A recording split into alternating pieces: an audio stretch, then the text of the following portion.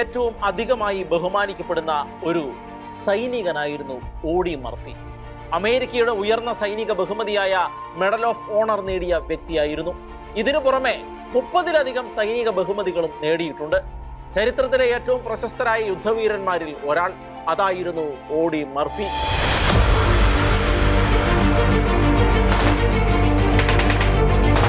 ദാരിദ്ര്യവും അരക്ഷിതാവസ്ഥയും നിറഞ്ഞ ജീവിതമായിരുന്നു അദ്ദേഹത്തിൻ്റെത്. ടെക്സാസിലെ ഒരു ദരിദ്ര കുടുംബത്തിൽ ജനിച്ചു. അദ്ദേഹത്തിന് ഭക്ഷണം പോലും ബാല്യകാലത്ത് നേരാവണ്ണം ലഭിച്ചിട്ടുണ്ടായിരുന്നില്ല. രണ്ടാം ലോക മഹായുദ്ധ കാലത്താണ് ഓഡി മർഫി അമേരിക്കൻ സൈന്യത്തിൽ ചേർന്നത്. തുടർന്ന് നിരവധി യുദ്ധങ്ങളിൽ അദ്ദേഹം പങ്കെടുത്തു. ഇറ്റലിയും ജർമ്മനിയും ഉൾപ്പെടെയുള്ള എതിർ രാജ്യങ്ങൾക്കിടയിൽ പേടിപ്പെടുത്തുന്ന പേരായിരുന്നു മർഫിയുടേത്.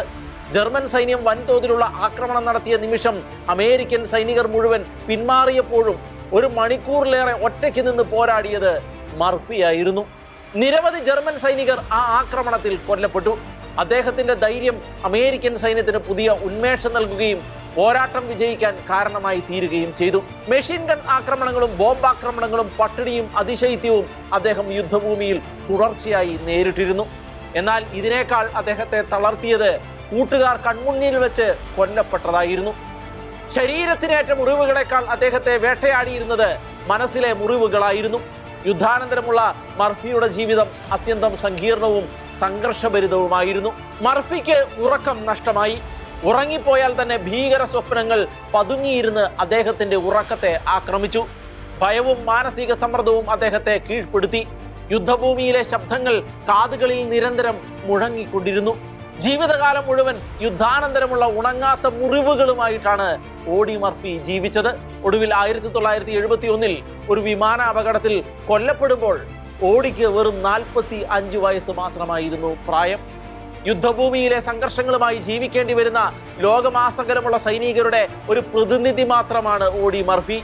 യുദ്ധത്തിന്റെ ഭീകരതയും സൈനികരുടെ ത്യാഗവും യുദ്ധഭൂമിയിലെ സൈനികരുടെ മനസ്സിലെ മുറിവുകളും ധൈര്യവും ഭയവും തമ്മിലുള്ള അവരുടെ പോരാട്ടങ്ങളും വരച്ചു കാട്ടുന്നതിൽ ഓഡി മർഫിയുടെ ജീവിതം പ്രധാന പങ്ക് വഹിക്കുന്നുണ്ട്. നാം കരുതുന്നത് പോലെ ഭയം ഇല്ലാത്തവനല്ല, മറിച്ച് ഭയത്തിനിടയിലും മുന്നോട്ടു പോകുന്നവനാണ് യഥാർത്ഥ സൈനികൻ. ശരീരത്തിലും മനസ്സിലും ഒന്നുപോലെ മുറിവേറ്റവനാണ്. പക്ഷേ നമ്മളിൽ എത്ര പേർ അത് മനസ്സിലാക്കിയിട്ടുണ്ട്?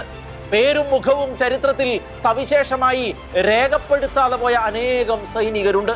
തങ്ങളുടെ ഉത്തരവാദിത്തങ്ങളും ജോലിയുമായി ബന്ധപ്പെട്ട് കടന്നു പോകുന്ന പ്രയാസങ്ങളും ബുദ്ധിമുട്ടുകളും നാം ഒരിക്കലും മനസ്സിലാക്കിയിട്ടില്ല എന്നതാണ് സത്യം. ലോകത്തിന്റെ വിവിധ ഭാഗങ്ങളിൽ ശമനമില്ലാതെ യുദ്ധങ്ങൾ തുടരുമ്പോൾ റഷ്യയും ഉക്രൈനും ഇറാനും ഇസ്രായേലും പലസ്തീനും അമേരിക്കയും ഒക്കെ യുദ്ധവേദികളായി മാറിക്കൊണ്ടിരിക്കുമ്പോൾ ഇവിടങ്ങളിലെ എല്ലാം യുദ്ധം ചെയ്യേണ്ടി വരുന്ന സൈനികരുടെ ത്യാഗനിർഭരവും പ്രശ്നപൂരിതവും സംഘർഷനിർഭരവുമായ ആ ജീവിതങ്ങളിലേക്ക് നമുക്കൊന്ന് കടന്നു ചെല്ലാം. നാം പലപ്പോഴും മറന്നുപോകുന്ന സൈനികരുടെ ജീവിതങ്ങളെ കൃത്യമായി മനസ്സിലാക്കാൻ വാർത്തകളിലും ദൃശ്യങ്ങളിലും കാണുന്ന രാഷ്ട്രീയത്തിനും സൈനിക തന്ത്രങ്ങൾക്കും അപ്പുറമായി ഒരു ലോകമുണ്ടെന്ന് തിരിച്ചറിയാൻ യുദ്ധഭൂമിയിലെ സാധാരണക്കാരായ സൈനികരുടെ ലോകം നമ്മുടെ സർവ്വ ധാരണകളെയും അതിലംഘിക്കുന്നവയാണ് എന്ന് കണ്ടുപഠിക്കാൻ അത് സഹായിച്ചേക്കും.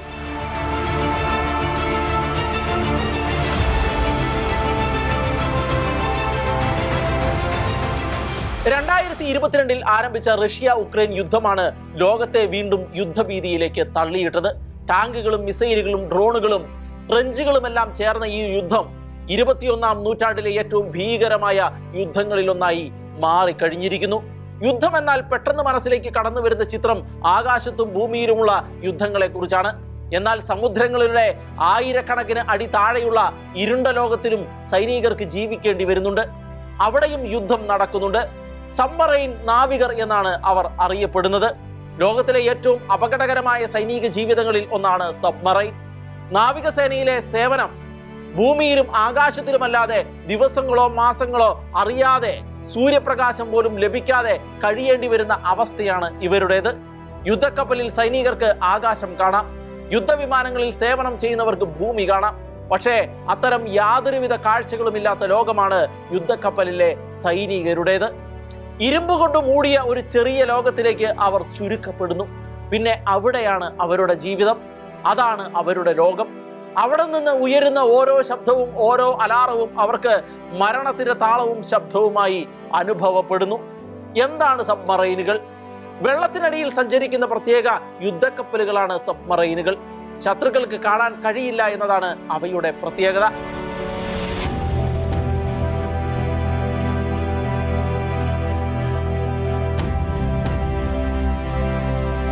നാവിക യുദ്ധത്തിലെ ഏറ്റവും ഭയപ്പെടുത്തുന്നവയാണ് സബ്മറൈനുകൾ. ടോർപിഡോകൾ, മിസൈലുകൾ, സോണാർ സംവിധാനങ്ങൾ, ആണവശക്തി എഞ്ചിനുകൾ, അടിയന്തര ഓക്സിജൻ സംവിധാനങ്ങൾ എന്നിവയെല്ലാം സബ്മറൈനുകൾ ഉണ്ടാകും. വെള്ളത്തിനടിയിലൂടെയുള്ള യുദ്ധങ്ങൾ പുരാതന കാലം മുതൽ തന്നെ ഉണ്ടായിരുന്ന ആശയമായിരുന്നു. എങ്കിലും യഥാർത്ഥ സൈനിക സബ്മറൈനുകൾ 19-ാം നൂറ്റാണ്ടിന്റെ അവസാനത്തോടെയാണ് വളർന്നത്. ഒന്നാം ലോക മഹായുദ്ധകാലത്തെ ജർമ്മനിയുടെ യു-ബോട്ട് സബ്മറൈനുകൾ ലോകത്തെ മുഴുവൻ നടുക്കുന്നവയായിരുന്നു. എന്നാൽ രണ്ടാം ലോക മഹായുദ്ധമായപ്പോഴേക്കും സബ്മറൈനുകളുടെ കാര്യത്തിൽ വീണ്ടും അതിശയകരമായ കുതിച്ചുചാട്ടമുണ്ടായി. ലോകത്തിലെ ഏറ്റവും ദൈർഘ്യമേറിയ നാവിക യുദ്ധമായ ബാറ്റിൽ ഓഫ് ദ അറ്റ്ലാന്റിക്കിന് അന്ന് അറ്റ്ലാന്റിക് സമുദ്രം സാക്ഷ്യം വഹിക്കുകയുണ്ടായി. സബ്മറൈനുകളിലെ ജീവിതം നമുക്ക് സങ്കല്പിക്കാൻ കഴിയുന്നതിന് അപ്പുറമാണ്. ചില സബ്മറൈനുകളിൽ 100-ലധികം ആളുകൾ ഉണ്ടാകും. എന്നാൽ അവരെയെല്ലാം ഉൾക്കൊള്ളാൻ കഴിയുന്ന വിധത്തിലുള്ള സ്ഥലം അതിനുള്ളിൽ ഉണ്ടായിരിക്കുകയില്ല. ഉറങ്ങാൻ പോലും സ്ഥലം കിട്ടിയിരിക്കണമെന്നില്ല. ഒരേ കിടക്ക തന്നെയാണ് പലരും മാറി മാറി ഉപയോഗിക്കുന്നത്. ഹോട്ട് ബങ്കിങ് എന്നാണ് ഇതിനെ വിളിക്കുന്നത്. മുൻപ് പറഞ്ഞതുപോലെ ഇരുണ്ട ഒരു ലോകത്തിലാണ് അവർക്ക് അവിടെ കഴിച്ചു കൂട്ടേണ്ടി വരുന്നത്. ആഴ്ചകളോളം സൂര്യപ്രകാശം പോലും അവരെ എത്തി നോക്കാറില്ല. സമയമോ കാലമോ മനസ്സിലാക്കാതെയുള്ള ജീവിതം. അടച്ച ഇടമായതിനാൽ വായുഭാരം കൂടുതലും ഈർപ്പമുള്ളതും ആയിരിക്കും. ഡീസൽ, എണ്ണ, മനുഷ്യ വിയർപ്പ് എല്ലാം ചേർന്ന അസ്വസ്ഥമായ ഗന്ധമായിരിക്കും അവിടെയുള്ളത്.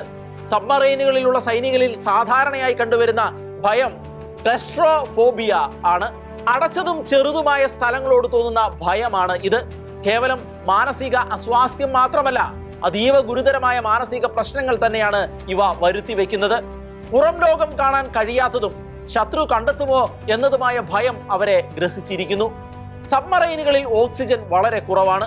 ഓക്സിജൻ സിസ്റ്റം തകരാറിൽ ആകുമ്പോൾ സൈനികർ ശ്വാസം മുട്ടി മരിക്കും.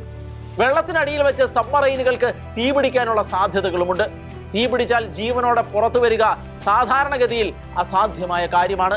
അതുപോലെ സബ്മറൈനുകളുടെ പുറം ഭാഗം പൊട്ടിയാൽ വെള്ളം അതിവേഗം അകത്ത് കയറുകയും സൈനികരുടെ ജീവൻ നഷ്ടമാവുകയും ചെയ്യും.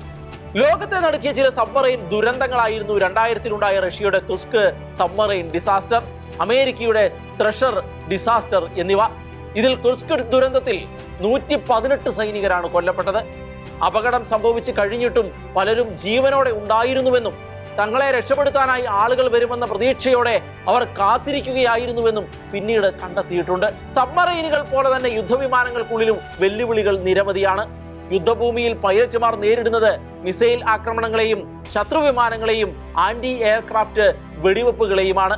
ശത്രുക്കളുടെ വ്യോമ പ്രതിരോധ സംവിധാനങ്ങളിൽ നിന്ന് രക്ഷപ്പെടാൻ അതിവേഗത്തിൽ വിമാനം വെട്ടിച്ചു മാറ്റുമ്പോൾ ശരീരത്തിൽ അനുഭവപ്പെടുന്ന കടുത്ത മർദ്ദം വലിയ ശാരീരിക ബുദ്ധിമുട്ടുകളാണ് അവരിൽ സൃഷ്ടിക്കുന്നത്.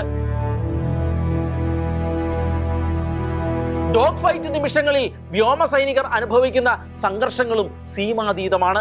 2 യുദ്ധവിമാനങ്ങൾ വളരെ അടുത്ത് ഏറ്റുമുട്ടുന്ന വ്യോമ പോരാട്ടത്തെയാണ് ഡോഗ് ഫൈറ്റ് എന്ന് വിളിക്കുന്നത്. ഇത്തരം സന്ദർഭങ്ങളിൽ അതിവേഗത്തിൽ തീരുമാനമെടുക്കേണ്ടി വരുന്നതും നിമിഷ നേരത്തിനുള്ളിൽ പ്രതികരണം രേഖപ്പെടുത്തേണ്ടി വരുന്നതും കടുത്ത മാനസിക സമ്മർദ്ദത്തിനാണ് കാരണമായി തീരുന്നത്. പൈലറ്റിന്റെ തെറ്റായ നീക്കം മരണം പോലും ക്ഷണിച്ചു വരുത്തുകയും ചെയ്യും എന്നുള്ളതാണ് മറ്റൊരു കാര്യം. പുതിയ കാലത്തെ പൈലറ്റുമാർക്ക് പലതരം വെല്ലുവിളികളെ നേരിടേണ്ടി വരുന്നുണ്ട്. സൈബർ ആക്രമണങ്ങൾ, ഇലക്ട്രോണിക് ജാമിങ്, ഡ്രോൺ യുദ്ധം, ദീർഘദൂര മിസൈലുകൾ എന്നിവയെല്ലാമാണ് അവ. കഴുത്തുവേദന, നട്ടെല്ല് സംബന്ധമായ അസുഖങ്ങൾ, കേൾവിശക്തി കുറയൽ, ക്ഷീണം എന്നിവയെല്ലാം വ്യോമ പൈലറ്റുമാരിൽ സാധാരണയായി കണ്ടുവരുന്ന അസുഖങ്ങളാണ്. ഫ്രഞ്ച് യുദ്ധത്തെ വീണ്ടും യുദ്ധഭൂമിയിലേക്ക് തിരികെ കൊണ്ടുവന്നു എന്നതാണ് റഷ്യ-ഉക്രൈൻ യുദ്ധത്തിന്റെ ഏറ്റവും വലിയ പ്രത്യേകത. മനുഷ്യ ചരിത്രത്തിലെ ഏറ്റവും ഭീകരമായ യുദ്ധരീതികളിൽ ഒന്നായി ഫ്രഞ്ച് യുദ്ധം ഇടം പിടിച്ചത് 1-ാം ലോക മഹായുദ്ധ കാലത്തായിരുന്നു. ഭൂമിയിൽ നീണ്ട കുഴികൾ കുഴിച്ച് അതിനുള്ളിൽ ഒളിച്ചിരുന്ന് ശത്രുവിനെ നേരിടുന്ന രീതിയാണ് ഫ്രഞ്ച് യുദ്ധം. കേവലം യുദ്ധതന്ത്രത്തെക്കാൾ ചെളിയിലും മഴയിലും രക്തത്തിലും മരണഭയത്തിലും ജീവിക്കേണ്ടി വരുന്ന സൈനികരുടെ ദുരിതമാണ് ഫ്രഞ്ച് യുദ്ധങ്ങളിൽ പറയാനുള്ളത്. നീളമുള്ളതും ആഴമുള്ളതുമായ കുഴിയാണ് ട്രെഞ്ച്. സൈനികർ അതിനുള്ളിൽ കയറി ഒളിക്കുകയും വെടിവെക്കുകയും ഉറങ്ങുകയും ചെയ്യും. പരിക്കേറ്റവരെ പരിചരിക്കുന്നതും ട്രെഞ്ചിൽ തന്നെയാണ്. മുള്ളുകമ്പികളും മണൽച്ചാക്കുകളും മരത്തടികളും ഭൂഗർഭ തുരങ്കങ്ങളും ട്രെഞ്ചുകളുടെ ഭാഗമാണ്. പുതിയ ആയുധങ്ങൾ യുദ്ധത്തെ അത്യധികം അപകടകരമാക്കിയ സാഹചര്യത്തിലാണ് ഒന്നാം ലോക മഹായുദ്ധകാലത്ത് ആദ്യമായി ട്രെഞ്ച് രീതി പരീക്ഷിക്കപ്പെട്ടത്. മെഷീൻ ഗണ്ണുകളും ആർട്ടിലറി ബോംബാക്രമണങ്ങളും ദീർഘദൂര റൈഫിളുകളും ട്രെഞ്ച് യുദ്ധത്തിന് വഴിതെളിച്ചു. കാരണം തുറന്ന സ്ഥലത്ത് നിൽക്കുന്ന സൈനികർ നിമിഷങ്ങൾക്കുള്ളിലായിരുന്നു കൊല്ലപ്പെട്ടിരുന്നത്. അത്തരമൊരു സാഹചര്യത്തിൽ സൈനികർ ജീവരക്ഷാർത്ഥം ഭൂമിക്കടിയിൽ ഒളിച്ചു തുടങ്ങി. അതോടെ ട്രെഞ്ച് യുദ്ധം യുദ്ധതന്ത്രമായി ഇടം പിടിക്കുകയായിരുന്നു. ട്രെഞ്ചിലെ ജീവിതം അത്യന്തം ദുരിതപൂർണമാണ്. മഴ പെയ്താൽ ട്രെഞ്ചുകളിൽ വെള്ളം നിറയുമായിരുന്നു. ഈ സാഹചര്യത്തിൽ മുട്ടോളവും അരയോളവും ചെളിയിൽ നിൽക്കേണ്ടി വരുമായിരുന്നു സൈനികർക്ക്. എലികളുടെ സഹവാസം അവരുടെ ജീവിതത്തിന്റെ ഭാഗമായി മാറി. പരിക്കേറ്റവർ മരിച്ചു കഴിയുമ്പോൾ അവരുടെ മൃതദേഹങ്ങളും ട്രെഞ്ചിലായി. വലിയ എലികൾ മൃതദേഹങ്ങൾ കാർന്നു തിന്നുന്ന കാഴ്ച ട്രെഞ്ചിലെ പല സൈനികർക്കും കാണേണ്ടി വന്നു. മൃതദേഹങ്ങളും അഴുക്കുവെള്ളവും ചേർന്ന അസഹനീയമായ ഗന്ധത്തിലായിരുന്നു സൈനികരുടെ ശേഷ ജീവിതം. ആക്രമണ സമയത്ത് മാത്രമേ സൈനികർ ട്രെഞ്ചിൽ നിന്ന് പുറത്തു വരുമായിരുന്നുള്ളൂ. ട്രെഞ്ച് യുദ്ധകാലത്തെ ഏറ്റവും ഭീകരമായ ഒന്നായിരുന്നു വിഷവാതക ആക്രമണം. ക്ലോറിൻ ഗ്യാസും മസ്റ്റാർഡ് ഗ്യാസുമായിരുന്നു വിഷവാതകമായി ഉപയോഗിച്ചിരുന്നത്. വിഷവാതകം ശ്വസിച്ച് സൈനികർ ശ്വാസം മുട്ടി മരിച്ചു വീണുകൊണ്ടിരുന്നു. ട്രെഞ്ച് യുദ്ധത്തിന്റെ മറ്റൊരു രൂക്ഷമുഖമായിരുന്നു ട്രെഞ്ച് ഫൂട്ട്. നിരന്തരം ഈർപ്പമുള്ള പ്രദേശത്തു കൂടി നടന്നു പോവുകയും ജീവിക്കുകയും ചെയ്യേണ്ടി വരുന്ന സാഹചര്യത്തിൽ കാലുകളെ ബാധിക്കുന്ന അസുഖമായിരുന്നു ട്രെഞ്ച് ഫൂട്ട്. കാലുകളെ ബാധിച്ച വേദനയും വീക്കവും ചർമ്മനാശവും ഭേദമാകാതെ വരുന്ന സാഹചര്യത്തിൽ ജീവൻ രക്ഷിക്കാനായി കാലുകൾ മുറിച്ചു മാറ്റുക പോലും ചെയ്യേണ്ടി വന്നു. രണ്ട് ട്രെഞ്ചുകൾക്കിടയിലുള്ള തുറന്ന പ്രദേശം നോമാൻസ് ലാൻഡ് എന്നാണ് വിശേഷിപ്പിക്കപ്പെട്ടിരുന്നത്. അത് മരണത്തിന്റെ ഭൂമി തന്നെ ആയിരുന്നു. മുള്ളുകമ്പികളും ബോംബ് കുഴികളും മൃതദേഹങ്ങളും കൊണ്ട് അവിടം നിറയപ്പെട്ടിരുന്നു. പുതിയ സാങ്കേതിക വിദ്യകളുടെ വികാസത്തോടെയാണ് ട്രെഞ്ച് യുദ്ധം അവസാനിച്ചത്. ടാങ്കുകളും വിമാന ആക്രമണങ്ങളും വ്യാപകമായതോടെ ട്രെഞ്ച് യുദ്ധത്തിന്റെ രൂപം മാറി. പക്ഷേ ആ പഴയ യുദ്ധരീതിയാണ് ഇപ്പോൾ റഷ്യ ഉക്രൈൻ യുദ്ധത്തോടെ തിരികെ വന്നിരിക്കുന്നത് എന്നതാണ് മറ്റൊരു കാര്യം. ട്രെഞ്ചിലെ ജീവിതം മരണത്തിന്റെയും ജീവിതത്തിന്റെയും ഇടയിലുള്ള ദിനരാത്രങ്ങളിലൂടെയുള്ള സഞ്ചാരമാണ്.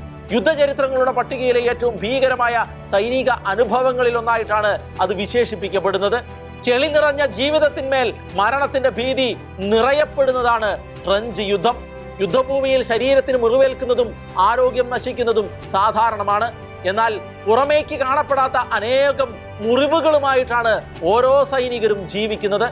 മനസ്സിലേൽക്കുന്ന മുറിവുകളാണ് അത്. പുറമേക്ക് കാണപ്പെടാത്തതും എന്നാൽ ഉള്ളിൽ അവർക്ക് മാത്രം അറിയാവുന്നതും ചോരയും പഴുപ്പും കിനിയുന്നതുമായ മുറിവുകളുമായി ജീവിക്കുന്നവരാണ് ഓരോ സൈനികരും. യുദ്ധഭൂമിയിൽ കാണുന്ന രംഗങ്ങളും അവർ സാക്ഷ്യം വഹിക്കുന്ന മുഹൂർത്തങ്ങളും സൈനികരുടെ മനസ്സിന്റെ താളം തെറ്റിക്കാറുണ്ട്. യുദ്ധം അവസാനിച്ചാലും വീടുകളിലേക്ക് മടങ്ങിയാലും യുദ്ധം നൽകിയ മുറിവുകൾ അവരുടെ ഉള്ളിലുണ്ടാകും. ബോംബ് സ്ഫോടനങ്ങളും മരണക്കാഴ്ചകളും ഭയവും ചേർന്ന ഈ അവസ്ഥയെ ഷെൽ ഷോക്ക് എന്നാണ് ആദ്യ കാലഘട്ടങ്ങളിൽ വിളിച്ചിരുന്നത്. ഇന്ന് ഈ അവസ്ഥയെ വിശേഷിപ്പിക്കുന്നത് പോസ്റ്റ് ട്രോമാറ്റിക് സ്ട്രെസ് ഡിസോർഡർ എന്നാണ്. നാം തുടക്കത്തിൽ പറഞ്ഞ ഓഡി മർഫിയുടെ ഉറക്കം അപഹരിച്ചത് പോസ്റ്റ് ട്രോമാറ്റിക് സ്ട്രെസ് ഡിസോർഡർ ആയിരുന്നു. അതീവ ഭയാനകമായോ ജീവൻ അപകടത്തിലാക്കിയോ ആയ അനുഭവങ്ങൾക്ക് ശേഷം വ്യക്തികളിൽ അനുഭവിക്കേണ്ടി വരുന്ന ഗുരുതരമായ മാനസിക പ്രശ്നമാണ് ഇത്. യുദ്ധത്തിൽ പങ്കെടുക്കേണ്ടി വരുന്ന എല്ലാ സൈനികരിലും ഈ മാനസികാവസ്ഥ കണ്ടുവരുന്നുണ്ട്. യുദ്ധഭൂമിയിൽ വെച്ചുണ്ടായ കൂട്ടുകാരുടെ മരണം, ബോംബ് സ്ഫോടനങ്ങൾ, ഭീകര ആക്രമണങ്ങൾ എന്നിവയ്ക്ക് നേരിട്ട് സാക്ഷ്യം വഹിക്കുന്നതിനെ തുടർന്നാണ് ഇത് സംഭവിക്കുന്നത്. ഇത്തരം അവസ്ഥകളെ നേരിടേണ്ടി വരുന്ന സൈനികർക്ക് പിന്നീട് സംസാരിക്കാൻ കഴിയാതെ വരും. കൈകളെ നിയന്ത്രിക്കാൻ ആവാത്ത വിറയൽ പിടികൂടും. പെട്ടെന്ന് അവർ കരഞ്ഞു പോകും. ശബ്ദം കേട്ടാൽ പേടിച്ച് താഴെ വീഴുകയും ചെയ്യും. ആദ്യകാലങ്ങളിൽ സൈനികരുടെ കുറവാണെന്ന് കരുതി പരിഹസിക്കപ്പെടുകയായിരുന്നു പതിവ്. പിന്നീടാണ് ഇവയ്ക്ക് പിന്നിലെ മനഃശാസ്ത്രം വെളിവായത്. താൻ വീണ്ടും യുദ്ധഭൂമിയിലാണ് എന്ന പ്രതീതിയാണ് തീരെ ചെറിയ ശബ്ദം പോലും അവരെ ഞെട്ടിക്കുന്നത്. ഉറങ്ങാൻ കഴിയാത്തതിന് കാരണം യുദ്ധഭൂമിയിലെ രംഗങ്ങൾ ഭീകര സ്വപ്നങ്ങളായി പ്രത്യക്ഷപ്പെടുന്നതാണ്. സിനിമകളിലും മറ്റും കാണുന്നത് പോലെ ഫ്ലാഷ് ബാക്കായി യുദ്ധങ്ങളിലെ അനുഭവങ്ങൾ അവരുടെ മനസ്സിലേക്ക് തിരിച്ചു വരും. പിന്നീട് യുദ്ധസമാനമായ സ്ഥലങ്ങളെയും ആളുകളെയും ഒഴിവാക്കിയുള്ള ജീവിതമായിരിക്കും അവർ നയിക്കുന്നത്. ഇതിനേക്കാളെല്ലാം പേടിപ്പെടുത്തുന്നത് സന്തോഷിക്കാനോ സ്നേഹിക്കാനോ സ്വാഭാവികമായ ബന്ധങ്ങളിൽ ഏർപ്പെടാനോ കഴിയാത്ത വിധത്തിൽ അവരുടെ ജീവിതം വരണ്ട് ഉണങ്ങിപ്പോകുന്നു എന്നതാണ്. യുദ്ധഭൂമിയിൽ മനുഷ്യ ശത്രുവിനേക്കാൾ പ്രകൃതി ശത്രുവായി മാറുന്ന അവസ്ഥാവിശേഷങ്ങളും നേരിടാറുണ്ട്. മരുഭൂമിയിലും മഞ്ഞുമലകളിലും ഒന്നുപോലെ ജോലി ചെയ്യാൻ സൈനികർ നിർബന്ധിതരാക്കപ്പെടാറുണ്ട്. കരയിലും വെള്ളത്തിലും കാട്ടിലുമെല്ലാം അവർക്ക് യുദ്ധം ചെയ്യേണ്ടതായി വരുന്നു. വ്യത്യസ്തമായ കാലാവസ്ഥയും വ്യത്യസ്തമായ രംഗങ്ങളും അവരിൽ ഏൽപ്പിക്കുന്ന ആഘാതങ്ങൾ കനത്തതാണ്. മരുഭൂമിയിൽ ചൂട്, മഞ്ഞുമലകളിൽ അസ്ഥിയുറയുന്ന തണുപ്പ്, ഇതിനു പുറമെ പലതരം ഹിംസ്ര ജന്തുക്കളും വിഷപ്പാമ്പുകളും സൈനികരുടെ ജീവിതത്തിൽ ഭീതിയായി പടരുന്നു. വിയറ്റ്നാം യുദ്ധകാലത്ത് വിഷപ്പാമ്പുകളും സാംക്രമിക രോഗങ്ങളും അമേരിക്കൻ സൈനികരെ വലച്ചിരുന്നു. അഫ്ഗാനിസ്ഥാനിലെ മലനിരകളിൽ യുദ്ധം ചെയ്ത സൈനികർ നേരിടേണ്ടി വന്നത് ശ്വാസം മുട്ടിക്കുന്ന തണുപ്പും ദുഷ്കരമായ കാലാവസ്ഥയുമായിരുന്നു. ഇങ്ങനെ ഓരോ സൈനികരും ഭൂപ്രകൃതിയുടെ അടിസ്ഥാനത്തിൽ വ്യത്യസ്തമായ പല വെല്ലുവിളികളും നേരിട്ടുകൊണ്ടിരിക്കുന്നു. പുരാതന കാലത്തെ സൈനിക ജീവിതം ഇപ്പോഴുള്ളതിനേക്കാൾ കഠിനമായിരുന്നു. ഇന്നത്തെ സൈനികർക്ക് മുൻപുണ്ടായിരുന്നതിനേക്കാൾ സുരക്ഷാ കവചങ്ങളും ആധുനിക ചികിത്സയും ഭക്ഷണവും ലഭിക്കുന്നുണ്ട് എന്നത് വാസ്തവമാണ്. പക്ഷേ പണ്ട് കാലങ്ങളിൽ അതായിരുന്നില്ല സ്ഥിതി. വാഹനങ്ങളുടെ അഭാവത്തിൽ പുരാതന റോമൻ സൈനികർ മാസങ്ങളോളം കാൽനട യാത്ര ചെയ്താണ് യുദ്ധഭൂമിയിൽ എത്തിച്ചേർന്നിരുന്നത്. യുദ്ധത്തിൽ പരിക്കേറ്റാൽ ചികിത്സ പലപ്പോഴും ലഭിച്ചിരുന്നില്ല. ലഭിക്കുന്ന ചികിത്സയാകട്ടെ മതിയായതും ആയിരുന്നില്ല. മധ്യകാല യുദ്ധങ്ങളിൽ കൂടുതലും വാളും കുന്തവുമാണ് ഉപയോഗിച്ചിരുന്നത്. അത്യന്തം രക്തമംഗലമായിരുന്നു ആ യുദ്ധങ്ങൾ. ഭക്ഷണവും വെള്ളവും മതിയായ അളവിൽ അവർക്ക് ലഭ്യമായിരുന്നില്ല. രണ്ടാം ലോക മഹായുദ്ധകാലത്തും സൈനികർ പട്ടിണി അനുഭവിച്ചിട്ടുണ്ട്. വസ്ത്രം പോലും ധരിക്കാതെ കൊടും ശൈത്യത്തിൽ മഞ്ഞിൽ നിന്നുകൊണ്ടാണ് അവർ പോരാടിയിരുന്നത്. ജപ്പാന്റെ തടവുകാരായി പിടിക്കപ്പെട്ട സൈനികരും പട്ടിണിയും ക്രൂരപീഡനങ്ങളും ഒന്നുപോലെ അനുഭവിച്ചവർ ആയിരുന്നു. സൈനികരെ കുറിച്ച് പറയുമ്പോൾ നമ്മുടെ മനസ്സിലേക്ക് ആദ്യം കടന്നു വരുന്നത് പുരുഷ സൈനികരാണ്. ലോക ചരിത്രത്തിൽ ഏറെക്കാലം യുദ്ധവും സൈനിക ജീവിതവും പുരുഷന്മാരുടേത് മാത്രം ബന്ധപ്പെടുത്തിയാണ് നാം കണ്ടിരുന്നതും. എന്നാൽ ഇന്ന് ആ പഴയകാല സങ്കല്പങ്ങളെയൊക്കെ തിരുത്തി എഴുതപ്പെട്ടിരിക്കുന്നു. കാരണം സ്ത്രീകളും ഇന്ന് സൈന്യത്തിന്റെ ഭാഗമാണ്. കരസേനയിലും നാവികസേനയിലും വ്യോമസേനയിലും അവരുടെ സാന്നിധ്യമുണ്ട്. ഒന്നും രണ്ടും ലോകമഹായുദ്ധങ്ങൾ സൈന്യത്തിലുള്ള സ്ത്രീകളുടെ പങ്ക് വർദ്ധിപ്പിക്കാൻ കാരണമായിട്ടുള്ളതായി നിരീക്ഷണങ്ങളുണ്ട്. എന്നാൽ അത് ആശുപത്രികളും ആയുധ നിർമ്മാണശാലകളും രഹസ്യാന്വേഷണ വിഭാഗങ്ങളും മറ്റും കേന്ദ്രീകരിച്ച് ആയിരുന്നു പ്രവർത്തിച്ചിരുന്നത്. എന്നാൽ ഇന്ന് സ്നൈപ്പർമാരായും യുദ്ധവിമാന പൈലറ്റുമാരായും ടാങ്ക് ഓപ്പറേറ്റർമാരായും നാവികസേനാ ഉദ്യോഗസ്ഥരായും സമാധാന സേനാംഗങ്ങളായും സ്ത്രീകൾ പ്രവർത്തിക്കുന്നുണ്ട്. ഇന്ത്യൻ ആർമിയിലും നേവിയിലും എയർഫോഴ്സിലും സ്ത്രീകൾ പ്രധാനപ്പെട്ട പദവികൾ വഹിക്കുന്നവരായി മാറിക്കഴിഞ്ഞിരിക്കുന്നു.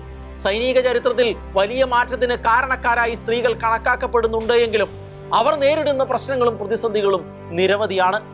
കൺമുന്നിൽ സംഭവിക്കുന്ന മരണങ്ങളും കൂട്ടുകാരുടെ നഷ്ടങ്ങളും പ്രിയപ്പെട്ടവരെ അകന്നു കഴിയുന്നതിലുണ്ടാകുന്ന പ്രയാസങ്ങളും സ്ത്രീകളിൽ ആഴത്തിലുള്ള മാനസിക മുറിവുകൾ സൃഷ്ടിക്കുന്നതായി പഠനങ്ങൾ വ്യക്തമാക്കിയിട്ടുണ്ട്.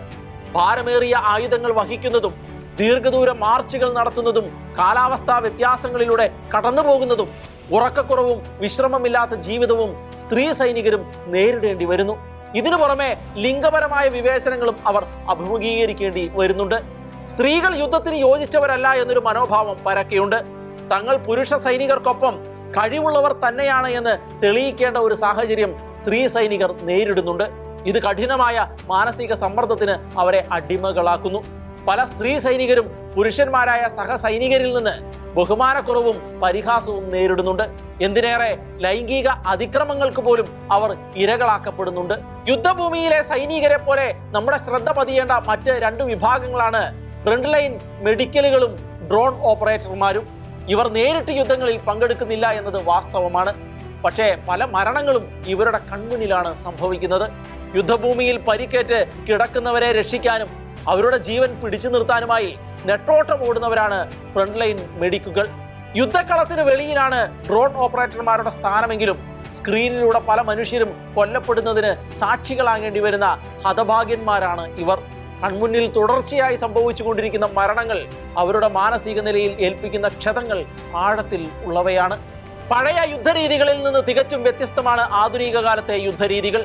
സാങ്കേതിക വിദ്യ വളർന്നതോടെ പുതിയതരം ഭീഷണികളും ആക്രമണങ്ങളും യുദ്ധഭൂമിയിൽ പതിവായി.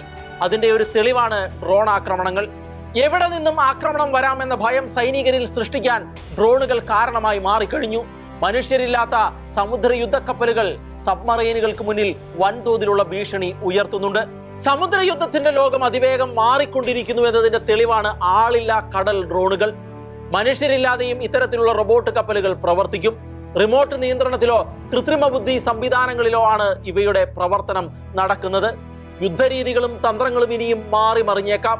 വീണ്ടും സാങ്കേതിക രംഗത്തെ വിപ്ലവങ്ങൾ യുദ്ധഗതിയെ മാറ്റിമറിക്കുകയും ചെയ്തേക്കാം. അങ്ങനെ പലതരത്തിലുള്ള മാറ്റങ്ങൾ സംഭവിച്ചാലും മാറ്റമില്ലാതെ തുടരുന്നത് യുദ്ധങ്ങളിൽ പങ്കെടുക്കുന്ന സൈനികർക്ക് മാത്രമാണ്.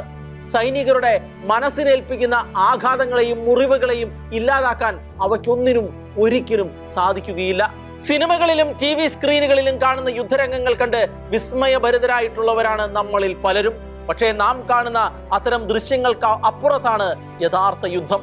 അത്തരം യാഥാർത്ഥ്യങ്ങൾ മനസ്സിലാക്കിക്കൊണ്ട് തന്നെയാണ് കത്തോലിക്ക സഭയുടെ പരമാധ്യക്ഷനായ മാർപ്പാപ്പമാർ കാലാകാലങ്ങളായി യുദ്ധങ്ങൾക്കെതിരെ സംസാരിക്കുന്നത്. ലോകത്തിന് ഒരു നന്മയുമില്ലാത്ത ഒരേ ഒരു പ്രവൃത്തി യുദ്ധം മാത്രമാണ്. കണ്ണീരും വിലാപങ്ങളും നഷ്ടങ്ങളും വേദനകളും മുറിവുകളും മരണവുമാണ് ഓരോ യുദ്ധവും സമ്മാനിക്കുന്നത്. യുദ്ധത്തിലും യുദ്ധാനന്തരവും നാശനഷ്ടങ്ങളും മുറിവുകളും ഏറ്റുവാങ്ങാൻ വിധിക്കപ്പെടുന്നവരാണ് സൈനികർ. അവർ പുരുഷനോ സ്ത്രീയോ എന്നതല്ല പ്രസക്തം.